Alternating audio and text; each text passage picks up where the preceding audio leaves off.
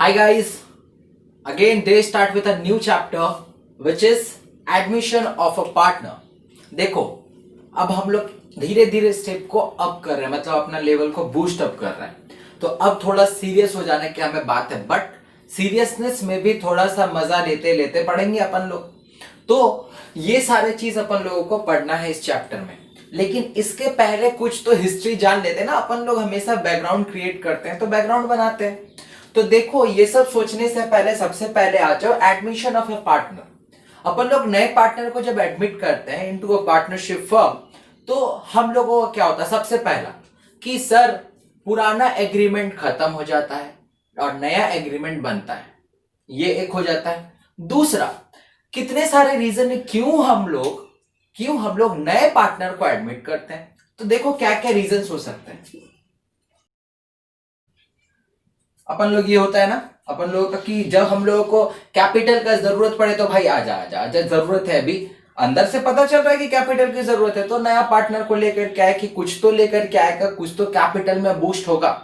तो इसलिए अपन लोगों को ये जरूरत होता है एडमिशन करने को। नेक्स्ट बात करते हैं, अब क्या है इसका मतलब क्या है? एक्सपीरियंस एंड रेपुटेड और रिनाउंडेड पर्सन को क्यों जरूरत है? दूसरी बात यह है कि मान लो अपना बिजनेस का गुडविल को बढ़ाना है, तो एक ऐसे पर्सन को आप अपॉइंट करो, मतलब एडमिट करो कि वो जो एक्सपीरियंस भी हो, रेप्यूटेड हो, रिनाउंड हो, मतलब उसका नाम मार्केट में फैला हुआ, तो क्या है इनडायरेक्टली तुम्हारा बिजनेस का गुडविल भी बूस्ट अप करेगा, इंक्रीज करेगा। तो इसलिए भी अपन लोगों को एडमिशन ऑफ ए पार्टनर की जरूरत पड़ती है, मतलब इस चैप्टर का जरूरत पड़ता है। नेक्स्ट बात करते हैं, अब कुछ कुछ लोगों में ऐसा होता है कि उन लोगों में मोरालिटी बूस्ट करने का बहुत अच्छा पावर होता है, मतलब अंदर से इंट्रिंसिक पावर जो होता है उनका काफी अच्छा होता है, जो तुरंत एक दूसरे को मोटिवेट कर देते हैं। तो इस चीज के लिए भी, मतलब to increase the capabilities of existing staff, इसके लिए भी हम लोग एडमिशन करते हैं।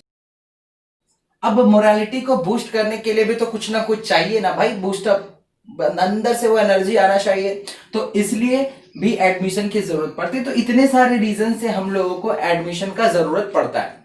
अब बात कर लेते हैं, जब भी एडमिशन हो तो भाई कुछ ना कुछ तो लीगैलिटी है, क्योंकि ये जो इंडियन पार्टनरशिप एक्ट के through, under 1932 Indian partnership act के थ्रू ये सारा रेगुलेट होता है। तो इसके लिए भी एक सेक्शन बनाया गया है, जो है सेक्शन, समझना ये याद रखना, वो है सेक्शन ये। इस सेक्शन के अंदर में हम लोग नए पार्टनर को एडमिट कर सकते हैं, लेकिन इसमें यह बोला गया है कि इसमें ऑल पार्टनर, मतलब जो सारे एग्जिस्टिंग पार्टनर है उनके कंसेंट का होना बहुत जरूरी है। कंसेंट मतलब सबको ही बोले भाई, सबको एग्री होना, नया पार्टनर आ रहा है तो सब बोलेगा हाँ भाई हाँ हाँ हाँ अपन लोग एग्री है, तभी इसी सिचुएशन में आप नए पार्टनर को एडमिट कर सकते हो अपने बिजनेस में। Am I clear? समझ में आ गया? देन नया एग्रीमेंट बन रहा है, तो नया पार्टनर आ रहा है तो पुराना पार्टनर कहीं ना कहीं सैक्रिफाइस करेगा। देखो ध्यान से, एक दूसरे से इंटरलिंक कर रहा हूं। अब क्या है, जब नया पार्टनर आ रहा है तो वो क्या क्या चीज लेकर के आएगा? सर वो कैपिटल लेकर के आएगा। कैपिटल, क्योंकि ओल्ड जब बिजनेस स्टार्ट करना होता है तो कैपिटल की जरूरत होती है, प्लस कैपिटल के साथ साथ उसे एक प्रीमियम फॉर गुडविल लेकर के आना पड़ता है। ये उसे लेकर के आना पड़ेगा, ये मैंडेटरी है, इसको लाना पड़ता है। क्यों क्यों लाना पड़ेगा? क्योंकि मान लो बिजनेस काफी दिन से ऑपरेट कर रही है मार्केट में, उसने कुछ गुडविल को क्रिएट कर लिया। गुडविल तो हम लोग बहुत आगे चैप्टर में क्लियर कर चुके हैं, तो गुडविल उसका बन गया। तो अब नया पार्टनर एडमिट होगा तो ओल्ड पार्टनर बोलेगा भाई तू ऐसे ही कैसे आ जाएगा, हम लोग जब बिजनेस स्टार्ट किए थे इतना मेहनत लगा और तू बना बनाया खीर खाने आ रहा है, ऐसा कैसे चलेगा? तुमको प्रीमियम फॉर गुडविल लेकर के आना पड़ेगा कैपिटल के साथ। तो वो दो चीज लेकर के आता है, नंबर वन कैपिटल और दूसरा प्रीमियम फॉर गुडविल, ये सारे चीज लेकर के आना पड़ता है। नेक्स्ट बात करते हैं, जब यहां पे नया पार्टनर एडमिट हो रहा है तो ओल्ड पार्टनर कुछ ना कुछ सेक्रीफाइस कर रहा है। तो ओल्ड पार्टनर हमेशा क्या करेगा? ओल्ड पार्टनर कुछ ना कुछ, ओल्ड पार्टनर हमेशा सेक्रीफाइस करेगा, ये ओल्ड पार्टनर करता है। तो जब ओल्ड पार्टनर सेक्रीफाइस करेगा तो जो नया पार्टनर आएगा उसका गेन होगा, तो कहीं ना कहीं एक प्रॉफिट शेयरिंग रेशियो चेंज होगा, ठीक है, और सेक्रीफाइसिंग रेशियो फाइंड आउट करना पड़ेगा।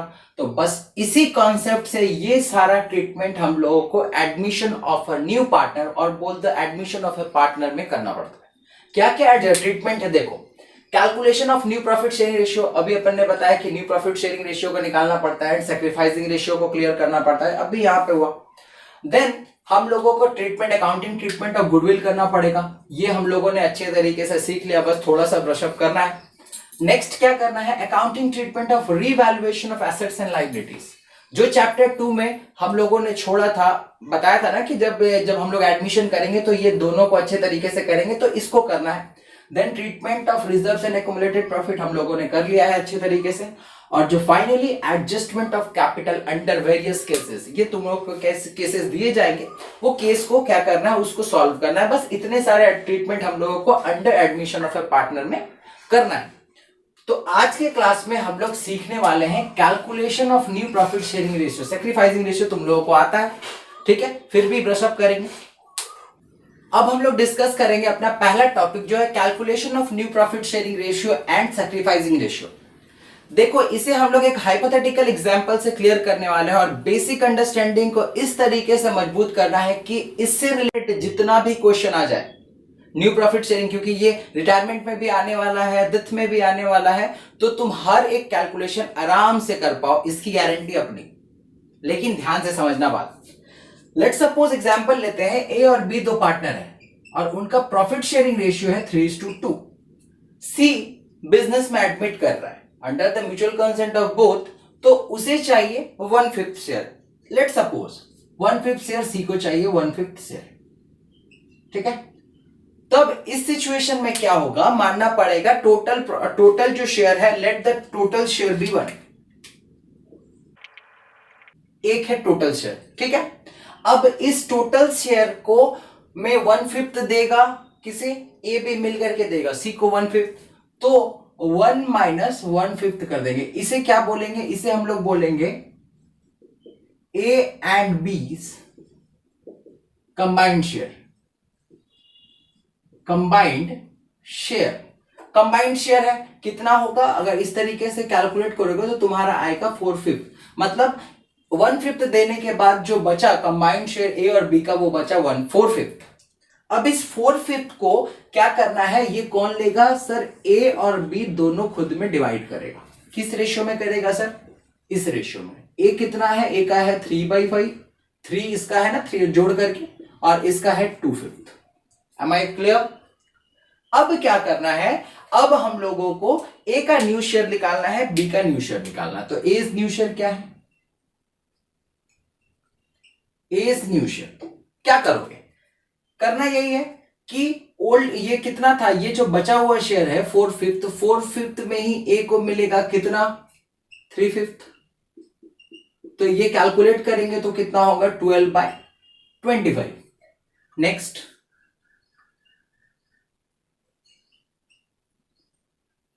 सेम 4/5 में उसे चाहिए कितना, 2/5, मतलब 8/25। और सी का शेयर कितना है, सी शेयर कितना है, सी का शेयर है 1/5, क्योंकि बोला गया है। तो अब हम लोगों को ए बी और सी का न्यू प्रॉफिट शेयरिंग रेशियो निकालना है। ए बी और सी का न्यू प्रॉफिट शेयरिंग रेशियो निकालना है। ए का कितना आया है,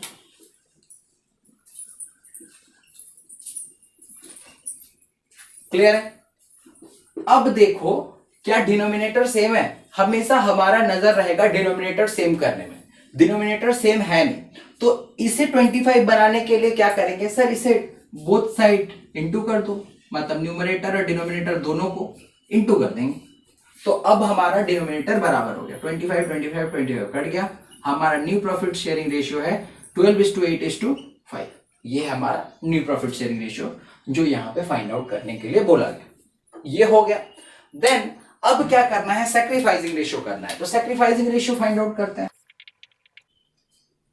सुनो ध्यान से, एक ट्रिक बताता हूं। जब भी इस तरीके से बोला जाए कि नया पार्टनर आ रहा है, कुछ शेयर लेगा, तो ध्यान से समझना पड़ा, जो तुम्हारा ओल्ड प्रॉफिट शेयरिंग रेशियो होगा ना, वही तुम्हारा सैक्रिफाइसिंग रेशियो होगा। इसे कैलकुलेट करने की भी जरूरत नहीं है, बट मैं प्रूव करने के लिए बता दे रहा हूं। बट याद रखना, एग्जाम पॉइंट ऑफ व्यू के लिए टाइम बचाना है ना, तो क्या करना है, वही 3:2 ही लिख देना है सैक्रिफाइसिंग रेशियो।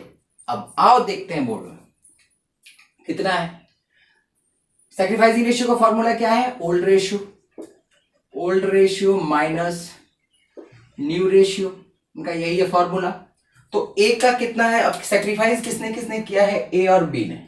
तो ए कितना किया है, ओल्ड रेशियो कितना था 3/5 और न्यू रेशियो कितना है 12/25। इसे सॉल्व करो, 25 एलसीएम, ये हो गया 3/25। बी का कितना है, ओल्ड रेशियो 2/5, न्यू कितना है 8/25। देखो